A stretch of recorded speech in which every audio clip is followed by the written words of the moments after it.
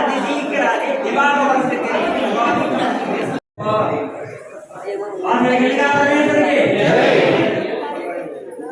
இதனுடைய காலகட்டத்துல யுகாதி முடிஞ்சிருக்கு. நான் சீக்கிரமாக முடிச்சது எல்லாருக்கும் டைம் ஆகுது.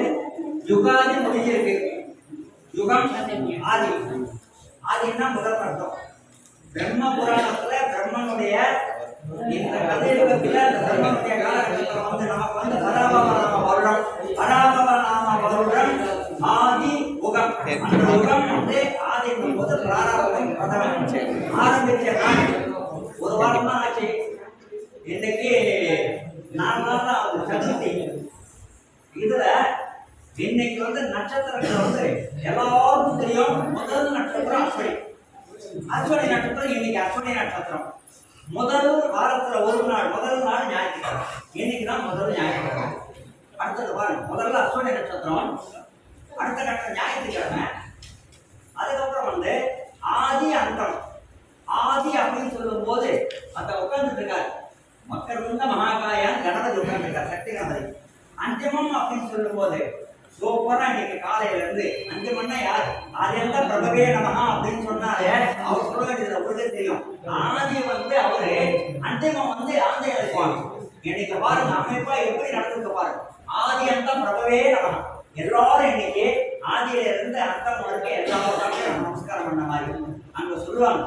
அதாவது விநாயகருக்கு ஆரம்பிச்சு ஆஞ்சநேய சுவாமி கிட்ட முடிக்கிறோம். அதுதான் ஆதித்த பிரபவே அப்படின்னு சொல்றது. இன்னைக்கு அம்மன் சாரதா அங்க சுத்தியா அங்கேயும் ஆச்சு.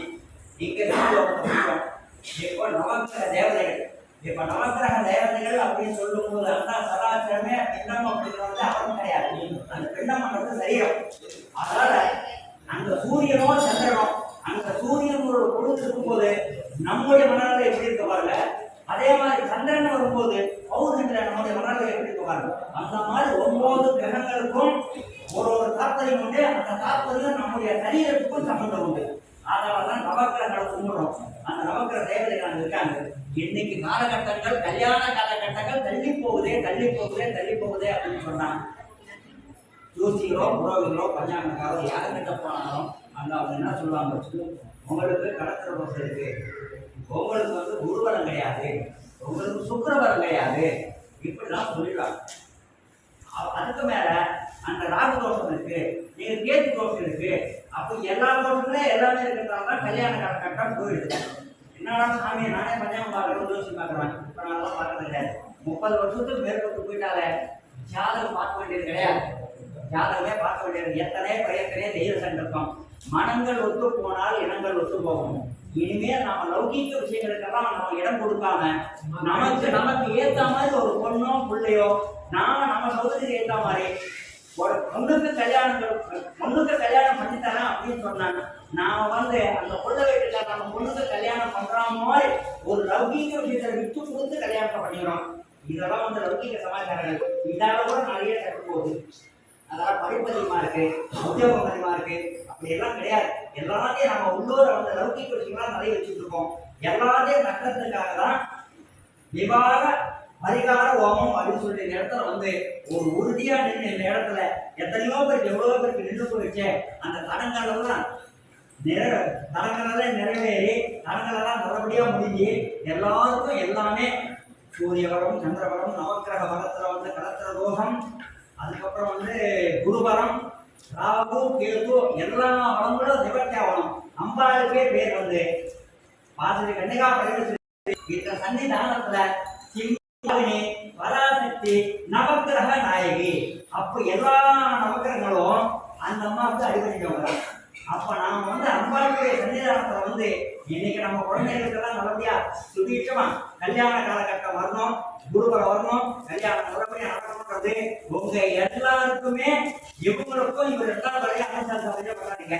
நம்முடைய தமிழ்நாடு அறிவிக்க சென்னை இதுவரைக்கும் இங்க நான் வந்து இன்னைக்கு 22 வருஷம் இந்த கோயில இருக்கோம். நான் இதுவரைக்கும் இந்த மாதிரி எல்லாம் பண்ணது கிடையாது. இப்ப இங்க வந்த பின்னாடி ஒன்னொன்னு நாம பேசிட்டு வரோம். அப்ப சத்த ஜனங்களும் நல்லபடியா இருக்கணும், சுவீட்சமா இருக்கணும்ன்றதுக்காக தான் இந்த மாதிரி ஒரு பூஜைகள் எல்லாம் பண்ணிட்டு இந்த மாதிரி தான் பேசிட்டு வந்திருக்காரு. இதனுடைய வரம் நாம செய்யறதெல்லாம் வந்து எல்லா மரமும் அம்பாளுக்கு வச்சுட்டு இருக்கோம். அம்பாள் எல்லாருக்கும் எல்லா இடத்துலையும் இன்னைக்கு போயிட்டு இந்த ஜாதகங்கள் எல்லாம் நல்லபடியா தேடி வருவாங்க, தேடி போவீங்க, எல்லாம் நல்லபடியா விசேஷமா அதி சீக்கிர கல்யாண காலகட்டத்தோடு அடுத்த வருஷம் இந்த மாதிரி இந்த நாடுல நாம நினைக்கணும், அங்க போகணும். அந்த இடத்துல போனது முன்னாடி நம்ம பசங்களுக்கு எல்லாம் கல்யாணம் முடிஞ்சுது, நாம அந்த கல்யாணத்துக்கு வரோம் வந்திருக்கோம் அப்படின்னு சொல்லிட்டு நினைக்கணும். நமக்கிற தோஷங்கள்ல இப்ப நான் சொன்னதில் எது இருந்தாலும் நிவர்த்திக்காக தான் அந்த 9 நவக்கிரகங்கள். அந்த 9 நவக்கிரகம் கணபதி ஹோமம் பண்ணும், நவகிரக ஹோமத்தை பண்ணிட்டோம்.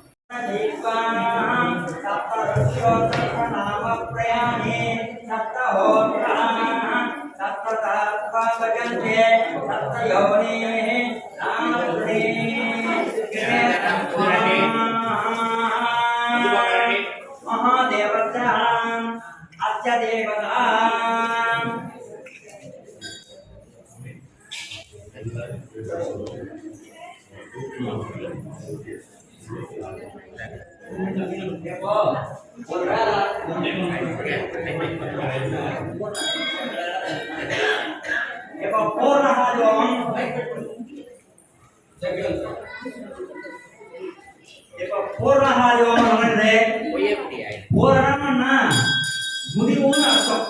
அப்ப முடிவு அப்படின்னு சொல்லும் போது ஆண்டவன் கிட்ட வந்து நாம வந்து முடிஞ்ச மாதிரியே நம்ம காமிக்கிறதால அவருக்கு அட்வான்டேஜா நம்ம வந்து அந்த முடிவுடைய அவர் நமக்கு காமிப்பார். அந்த கல்யாண காலகட்டம் அப்படின்றத வந்து நம்ம செய்வாரு.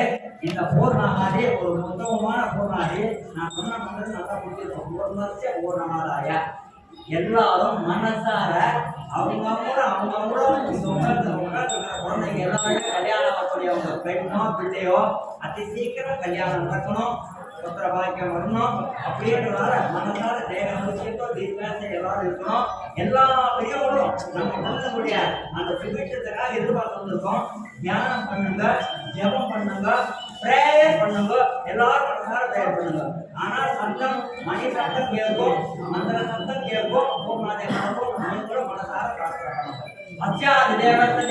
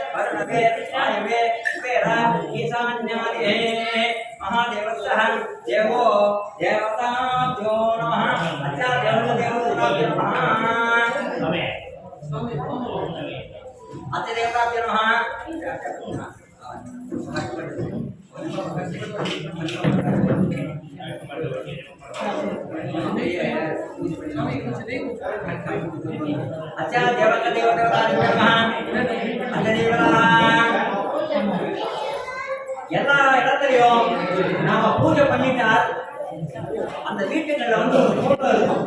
அந்த போட்டோ எப்படி இருக்கும்னா, மீனாட்சி சுந்தரேஸ்வரருக்கு கல்யாணம், மகாவிஷ்ணு தான் கல்யாணம் பண்ணி தாரவாத்தி அந்த தண்ணியை கொடுப்பார். அந்த போட்டோ சொன்னா எல்லாருக்கும் இருக்கும்.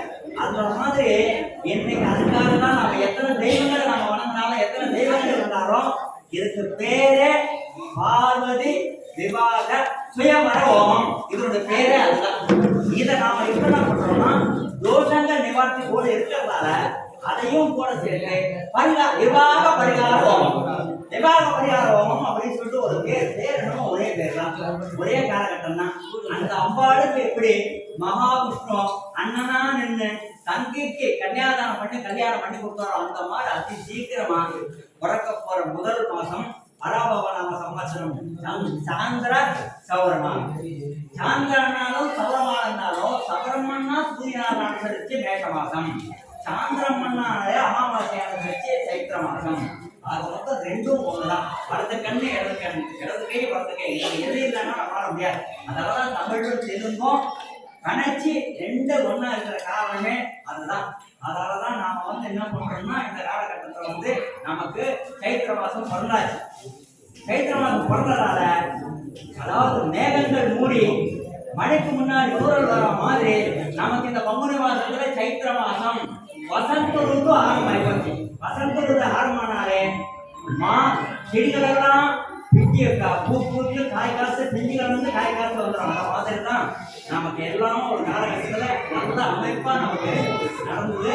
இனி நல்லபடியா நடக்கும். அச்சா தேவதாபிர்வாவம் நமஸ்த தேவாய நமஹ சுத்தஸ்ய தேவாய நமஹ புத்தஸ்ய தேவாய நமஹ புத்தஸ்ய தேவாய நமஹ ருத்ரஸ்ய தேவோ தேவஸ்ய தேவோ தேவதாபிர் நமஹ ஓம் த்ரீம் மகாதேவே தேவதாபிர் நமஹ அக்னிவேலே பிரகமஞ்சஸ்ய வாதாயம் மரேத்வம் ஆ பவ வைவசாலே வைவச கர்மணே ஹரித்வம் ஹரித்வம் அலாவதோ ஓம் நமஸ்யாய யாகாந்தாதே பகவன் பகவத்கிருபயா தஸ்மத் தாத்தாதே பராசந்திரி பவந்தி பவந்துரு பிரணந்தோ